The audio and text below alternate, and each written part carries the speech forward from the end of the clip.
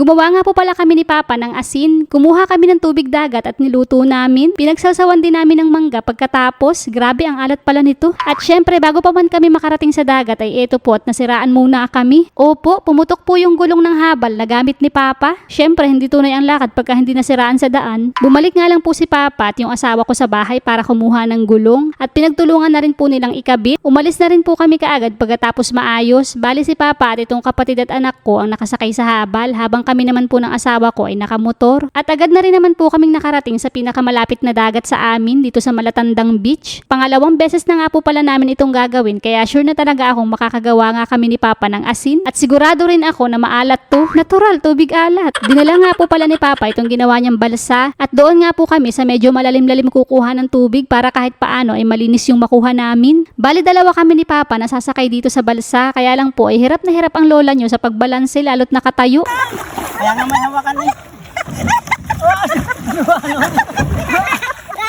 So ayun, kahit walang balak maligo ay napilitan at nagkanda balibalintong na nga po sa pagsakay pa lang sa balsa. Umupo na nga lang po ako at nang medyo mabalansi ko yung katawan ko. Eto't nagsasagwa na po si Papa papunta doon sa medyo malalim. Nung last po kasi kaming gumawa ng asin, sabi ng mga nag-comment, dapat daw po ay doon sa malalim kumuha para malinis. Kaya lang hindi na namin kayang pumunta sa mas malalim pa dahil nga hindi ako makapagbalansi ng maayos. Baka doon pa kami magkanda balibalintong ay naku po. Takot pa naman ako sa sobrang malalim at ayan na nga po ang sinasabi. Itinulak na nga lang po ni Papa itong balsa papunta sa tabi. Itinabi na nga lang po muna ni Papa itong galon dito at kami po ay naligo na muna at total basa na rin lang naman po kami. Bali bukas na po namin lulutuin yung tubig dagat na kinuha namin dahil baka abutin na naman kami ng gabi sa paggawa ng asin. At lumukso na nga po tayo kinabukasan. Nagsimula na po kami magluto ni Papa bandang alas 2:40 ng hapon. Sa labas po sana kami magluluto kaya lang nagiinulan po dito sa amin. Kaya dito na lang po kami sa loob ng kubo magluluto. Maliit na tulyasin na nga lang po ang ginamit namin at hindi na rin po namin masyadong dinamihan. Bali 1/4 lang po ito nung galon na ginamit namin. Nung last time po kasi kaming nagluto nito ay inabot po kami ng gabi sa dami ng tubig na isinalang namin. Ayan, ganyan po kalaking tulyasi yung ginamit namin nung first time naming itry magluto ng asin. Habang naghihintay nga po ay eto't nagkwentuhan muna kaming mag-ama tungkol sa mga bagay-bagay. May pagkuyakoy pa ay. At kung napansin niyo po yung benda ni Papa sa paa ay dahil po natusok daw siya ng matilos na kahoy kaninang umaga habang naglilinis siya sa paligid. Kaya ayan, iika-ika sa paglakad ang manong pidoy. This time po ay kumulo na itong tubig dagat. Bandang alas 3 po ito ng hapon. At habang hinihintay po namin kumatiyaan, sabi ni Papa ay manguha na nga daw po kami ng mangga at nang maiprepare na po. At yung asin na niluluto namin ang aming pagsasawsawan. Ayan, at umuulan-ulan pa nga po nito at si Papa na nga lang po ang umakyat kahit injured ang paa. At hindi naman po yan papayag na ako ang aakyat. Buti na nga lang po at mababa lang naman yung bubong. Ito po lahat yung nakuha naming mangga. Dinala na po namin agad sa kubo. Balilas na nga po itong bungang nakuha namin dahil yung ibang bunga kahit mga hilaw pa ay pinagkukuhanan ng mga bata, pati ng mga isip bata. At bandang 3:47 PM ay ganito na po kaunti yung tubig. At makikita nyo naman po yung tabi-tabi ng kawali na namumuti na. Yan na po yung asin na titigkalin natin mamaya. Binalatan ko na nga po muna itong mga mangga habang hindi pa totally naluluto yung ating asin. Tamang-tama nga lang po ang pagkahinog nitong mangga at tiyak napakalutong nito. Tinikman ko nga po dito yung niluluto ko at baka kulang sa asin. Kulang sa asin.